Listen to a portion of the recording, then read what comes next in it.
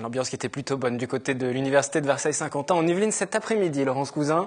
Je ne sais pas si à Versailles l'ambiance est la même au bureau d'Yvelines Information Jeunesse, mais vous pouvez prendre exemple. Voilà, exactement. On n'a pas encore réfléchi à Harlem Shake. Pourquoi pas? Place Charot, effectivement. On va parler de vos actualités. Elles sont toujours nombreuses. Alors je rappelle que Yvelines Information Jeunesse, c'est une structure nationale qui fonctionne en réseau, 27 centres régionaux, études, projets professionnels, initiatives, droit, santé, logement. Vous renseignez avec vos équipes les sujets, sur tous les sujets qui concerne directement les jeunes. Demain, 27 mars, 10h à 12h30, vous informez sur les formations professionnelles en alternance. Comment va se dérouler ce rendez-vous?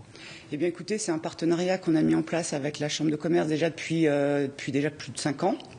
L'idée, c'est vrai que les jeunes sont souvent intéressés par des formations en alternance, mais que ça demande une méthodologie qu'ils ne maîtrisent pas toujours, ce qui est tout à fait normal d'ailleurs.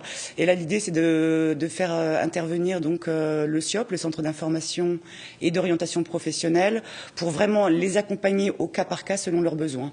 Donc ça va vraiment de déjà, bien sûr, qui dit formation professionnelle, dit valider son projet professionnel, c'est vraiment le démarrage, et puis ensuite maîtriser CV, lettre de motivation, conseil pour l'entretien d'embauche, connaître le contrat de travail que l'on doit signer pour intégrer un CFA. Enfin, toutes ces démarches-là, on les laisse pas seules et on les accompagne au fil des ateliers. Alors, il y aura plusieurs filières qui seront forcément mises en avant. Il y a une nouveauté aussi, c'est le CAP Petite Enfance, une formation en 1 an. On peut peut-être s'arrêter sur cette formation. Oui, tout à fait, parce qu'en fait, pour la première fois, donc là, on a mis le lycée Saint-Vincent-de-Paul de Versailles, donc va participer à nos ateliers. L'idée, c'est de recruter effectivement, et notamment sur leur nouvelle formation, le CAP Petite Enfance, qui vont proposer en 1 an en alternance. Est-ce que l'alternance aujourd'hui a meilleure presse? Pendant un temps, c'était un petit peu le parent pauvre de l'éducation. Les parents, justement, ne souhaitaient pas forcément y inscrire leurs enfants. Ils préféraient les formations plus traditionnelles, classiques, les études longues. Aujourd'hui, ça a changé? Oui, ça a changé. Mais alors après, la difficulté, c'est que finalement, ça a basculé. C'est que la crise est passée par là et que les entreprises, ont du mal à recruter, même en alternance. Donc, les jeunes sont obligés de se vendre comme pour une recherche d'emploi classique. Donc, il y a moins de place, parce que c'est comme un emploi classique. Il faut postuler, il faut avoir un CV, il faut se vendre. Tout à fait. Donc c'est ce qu'on essaie de leur apporter via ces ateliers et les différentes dates qu'on propose en 2013. Pour autant, on a l'impression qu'il y a beaucoup d'écoles aussi qui forment à l'alternance. Mais beaucoup d'écoles, ça ne veut pas dire beaucoup d'entreprises, vous nous l'avez rappelé. Voilà. Ça veut dire qu'il faut faire le bon choix aussi lorsqu'on est étudiant. Il faut non seulement se vendre auprès d'une entreprise et puis choisir aussi la bonne école, l'école qui va tenir et qui va apporter la bonne formation. Les CFA, de toute façon, au niveau, si on veut passer un diplôme, il y a un référentiel sur les diplômes. Donc en termes de formation, les CFA, après, ça dépend effectivement de l'accompagnement qu'ils vont apporter aux jeunes.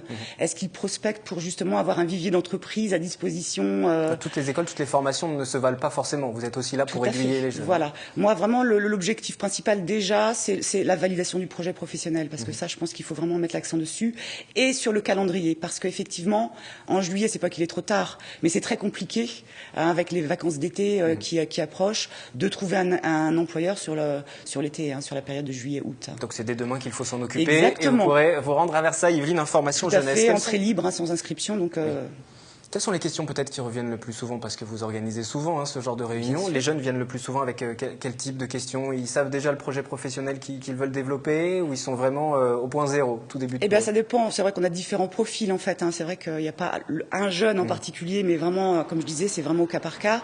Mais souvent, ils arrivent avec l'idée un peu préconçue de dire il me faut un employeur.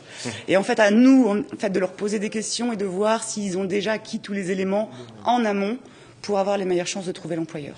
L'autre actualité d'Yvelines Information Jeunesse, c'est le forum le 10 avril l'après-midi. Mot d'ordre, l'Europe c'est possible, aussi bien pour étudier que pour décrocher un boulot d'été d'ailleurs. On va détailler votre programme, mais déjà, est-ce que l'étranger fait peur? Est-ce que l'Europe fait peur? Est-ce que les jeunes partent facilement?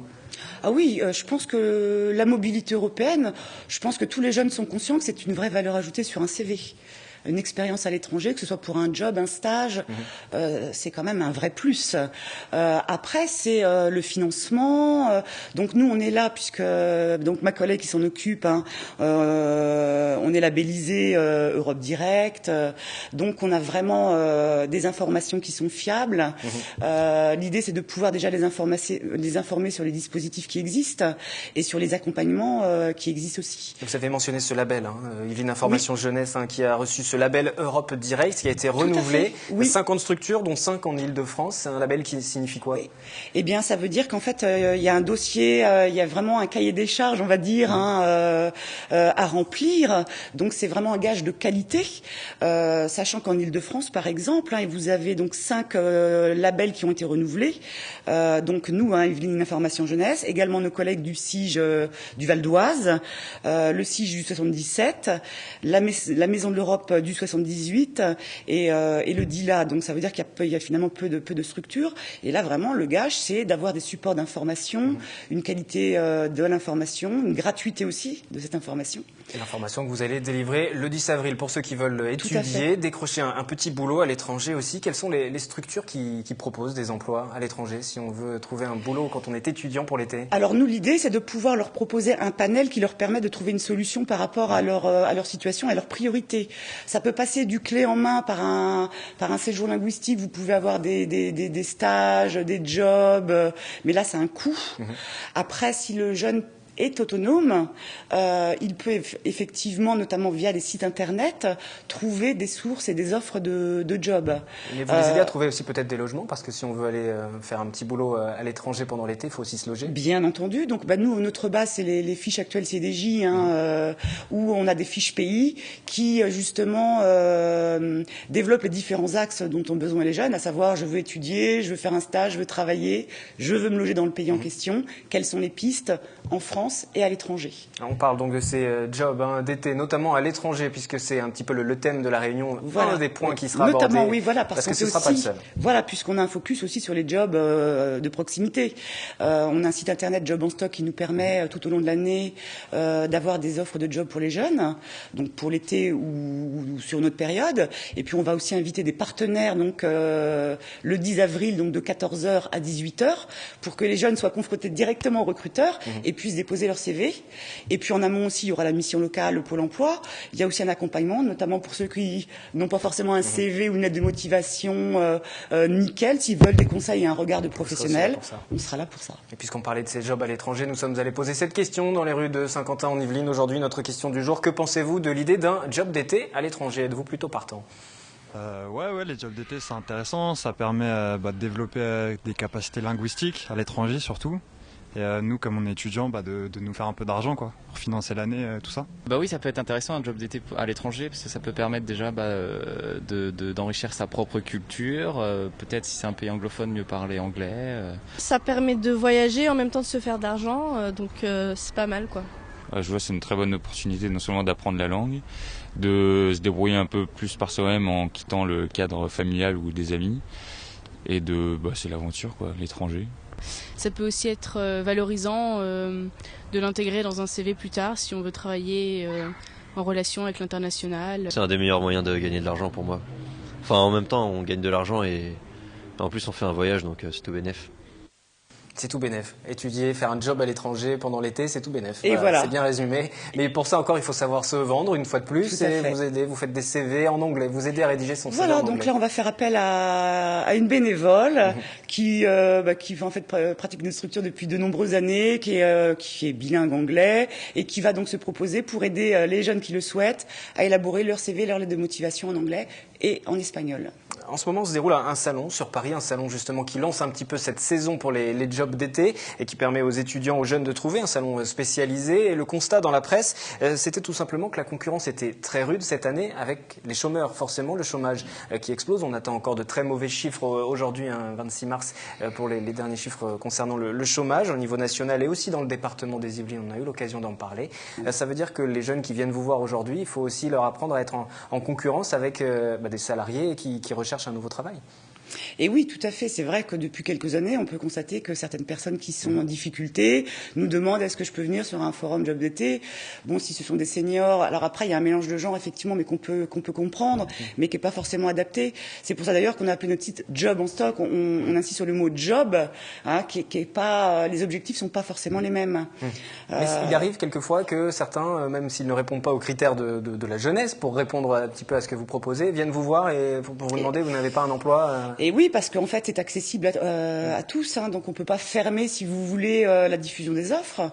Après, on les met un petit peu en garde sur la pertinence, en fait, par exemple, de notre site, hein, pour quelqu'un qui chercherait un emploi à temps plein, un CDI, et qui recherche, qui a une formation professionnelle. Vous voyez, c'est pas tout à fait la même chose. Mais c'est révélateur, effectivement, d'un contexte social plutôt compliqué. Juste pour conclure, on peut peut-être évoquer le guide, Destination des jeunes, que vous venez de publier. Dernière petite actu de la structure. Le guide des jeunes. Pareil, un guide qui existe depuis 5 ans, qui est plébiscité, qui donne plein d'informations, notamment études, insertion, tout ce qui est initiative jeune, vie pratique. Il vient juste de sortir en mars, donc vous pouvez vous procurer gratuitement dans le réseau Information Jeunesse, et éventuellement le télécharger sur notre site qui va s'afficher. Voilà, qui va s'afficher. YJ78.org. Merci à vous. Merci. 2 dates à retenir. Permanence alternance, 27 mars, 10h midi. Et puis forum études emploi à l'étranger, 10 avril, 14h à 18h à Versailles, dans vos locaux. Merci à vous. Nous continuons à évoquer l'actualité locale dans le 7-8 avec à Saint-Cyr-l'École, la concertation autour de l'aménagement de la ZAC Charles Renard qui s'engage. Dans quelques années sortiront de terre plusieurs milliers de logements et des équipements publics. Les habitants sont donc invités à faire part de leurs réflexions. Et puis restez avec nous juste après à la chronique de l'environnement avec Julie Rochat-Suarez et des conseils pour bien jardiner. Une ville dans la ville. À Saint-Cyr-l'École, sur l'ancienne emprise de la caserne Renard, un projet de zone d'aménagement sur 25 hectares. Dans quelques années sortiront de terre 1500 logements, un complexe sportif, une maison des associations et des jeunes, un groupe scolaire de 16 classes et des commerces.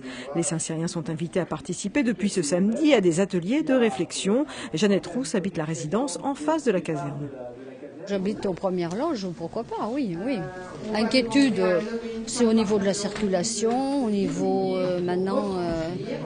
je suis à la retraite, donc j'ai plus d'enfants à garder. C'est vrai qu'il va y avoir des grands complexes sportifs, crèches, etc., quoi.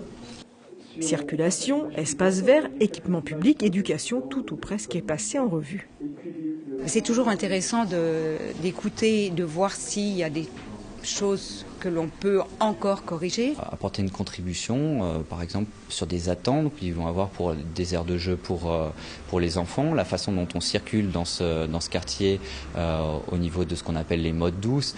Donc on a eu tout un tas de remarques ce matin et puis qui vont se poursuivre cet après-midi lors du prochain atelier qui vont nous permettre de finaliser le programme et prendre en compte ces attentes.